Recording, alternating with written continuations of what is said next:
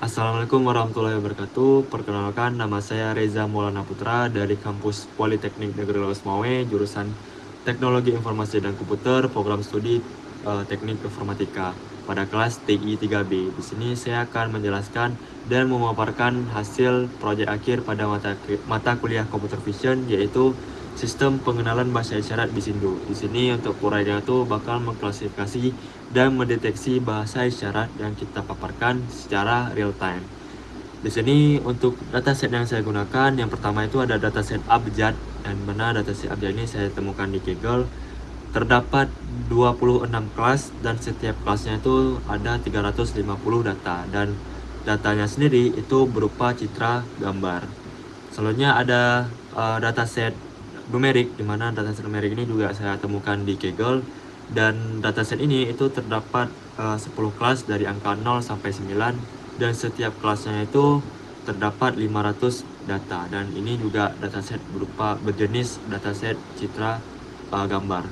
Dan terakhir dataset yang saya gunakan adalah dataset kata, di mana dataset kata ini terdapat 40 kata atau 40 kelas yang dipunyai, dan setiap kelasnya itu terdapat 50 data, dan datanya sendiri itu berjenis citra video. Nah, untuk ekstraksinya sendiri itu saya mengambil metode ekstraksi dari MediaPipe Hand Landmarker, yaitu metode ekstraksi yang bawaan dari modul MediaPipe-nya. Jadi untuk cara kerjanya sendiri, ekstraksinya itu sendiri itu bakal mendeteksi 21 titik atau landmark pada tangan kita, yang dimana setiap titiknya itu terdapat 3 koordinat, yaitu koordinat X untuk horizontal, Y untuk vertikal, dan Z untuk kedalaman. Kedalaman yang dimaksud di sini adalah jarak dekat dan jauhnya tangan pada kamera. Jadi hasil akhirnya tuh terdapat 163 fitur yang didapatkan per satu frame. Itu untuk ekstraksinya, itu menggunakan MediaPipe Hand Landmarker, itu bawaan dari MediaPipe. Nah, di sini terdapat 2 ekstraksi landmark yang digunakan, mengingat dataset yang kita gunakan tuh ada 2 jenis, yaitu ada dataset yang kita gunakan tuh ada 2 jenis, yaitu dataset berjenis citra video dan dataset berjenis citra gambar. Di sini terdapat 2 fungsi untuk mengekstraksi landmarknya, itu ada ekstraksi landmark dari from video, dimana untuk video sendiri itu bakal diekstraksi frame per frame, yaitu maksimal itu 30 frame. Jadi artinya setiap data atau setiap video yang ada dataset itu akan diekstraksi landmarknya setiap keseluruhannya tuh 30 frame seperti itu. Jadi setiap frame itu akan deteksi landmarknya. Kemudian ada itu untuk ekstraksi landmarknya.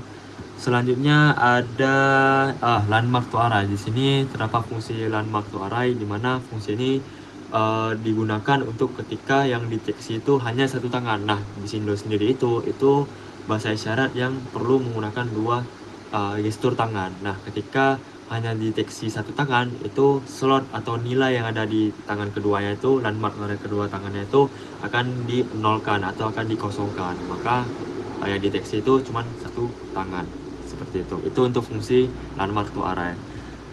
Selanjutnya ada fungsi extract from image dan fungsi extract from video. Jadi di sini dikarenakan lagi-lagi karena dataset kita itu ada 2 jenis, yaitu ada dataset video dan gambar, maka kita perlu 2 fungsi ini, yang mana akan kita panggil untuk ekstraksi setiap datasetnya. Itu ekstraksi from video akan kita gunakan untuk mengekstraksi dataset gambar numerik dan abjad, dan ekstraksi from video ini akan kita gunakan untuk dataset video.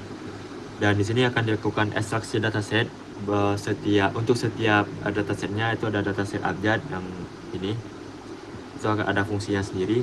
Kemudian ada dataset untuk numerik, itu juga ada untuk yang dataset ini. Kemudian terakhir ada dataset kata, yang dimana akan dilakukan ekstraksi frame per framenya. Nah, untuk dataset abjad sendiri itu dideteksi ada 22.647 sampel yang dideteksi, dan ada 1.620 gambar yang gagal dideteksi. Untuk dataset numeriknya itu ada 13.917 sampel yang dideteksi, dan selebihnya yaitu 361 gambar itu tidak bisa dideteksi atau gagal deteksi. Kemudian terakhir ada dataset citra gambar atau citra video atau kata.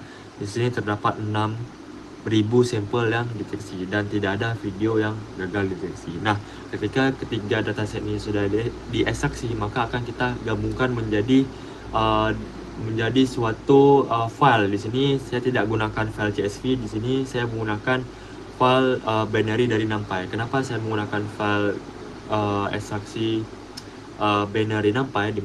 Dikarenakan dibandingkan dengan file CSV itu lebih berat dibandingkan numerik NumPy, dan juga untuk proses modelnya, training modelnya sendiri itu lebih cepat menggunakan numerik NumPy daripada file CSV. Maka ketika semua dataset itu sudah ekstraksi, tiga-tiganya itu akan digabungkan menjadi dua file numerik NumPy, itu ada xal ekstensinya itu adalah npy dan juga y.al garis bawah al dengan file ekstensinya itu npy. Selanjutnya di sini ada pembagian data, di mana kita bagi untuk dataset datanya itu data uji dan data latih, dan untuk data tesnya itu atau di sini ada 0,2, artinya 20%-nya itu digunakan untuk melatih model, dan selebihnya 80% itu akan dilakukan untuk data latih. Di sini bisa kita lihat ada 34.051 dataset yang digunakan untuk di training atau untuk dilatih. Kemudian untuk dataset yang diuji itu ada 8.513 data gitu. Selanjutnya untuk training MLP classifier, di sini untuk model yang saya gunakan itu ada MLP classifier. Kenapa saya menggunakan model MLP classifier? Dikarenakan setelah sebelumnya itu ada saya gunakan LSTM dan random forest, hasilnya adalah kurang akurat, makanya saya coba di MLP langsung lebih better atau lebih akurat lah dibandingkan dua model sebelumnya. Untuk iterasinya sendiri itu terdapat 52 iterasi dengan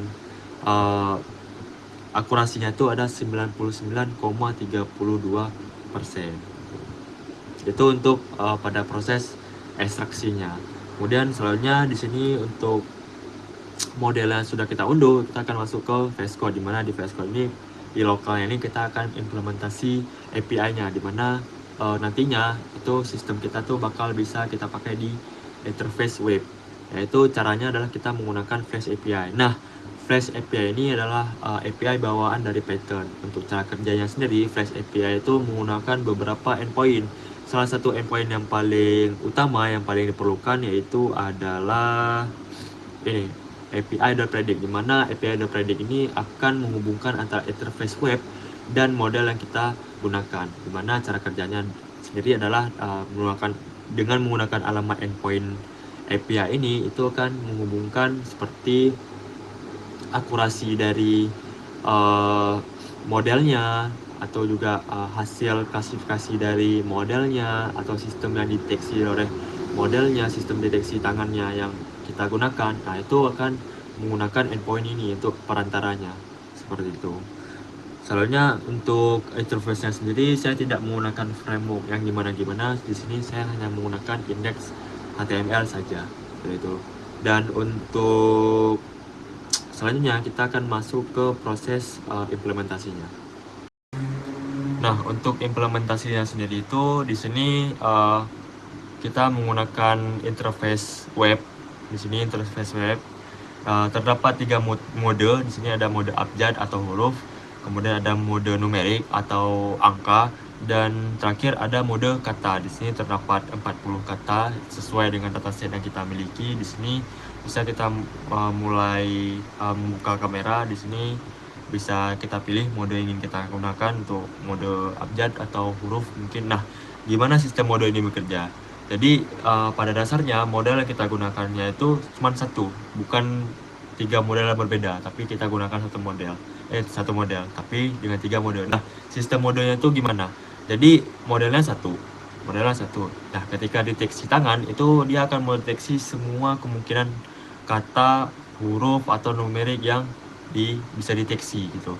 Nah, dikarenakan ada 3 mode, dia akan mengeliminasi semua mode yang tidak kita gunakan. Misalnya nih, dia akan mendeteksi seperti huruf L, angka 1 dan satu kata. Nah, dikarenakan kita memilih mode abjad, dia akan mendeteksi huruf L-nya saja, sedangkan huruf I dan katanya itu akan dieliminasi atau akan diisi nilai 0 gitu. Misalnya di sini saya ingin deteksi abjad atau huruf, misalnya di sini saya ingin deteksi A.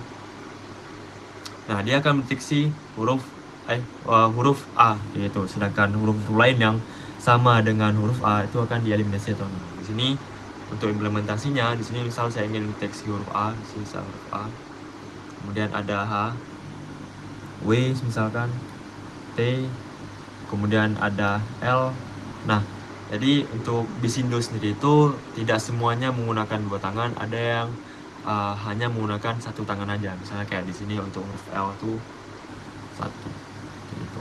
0 juga, O juga, terus P, ini D juga perlu dua tangan.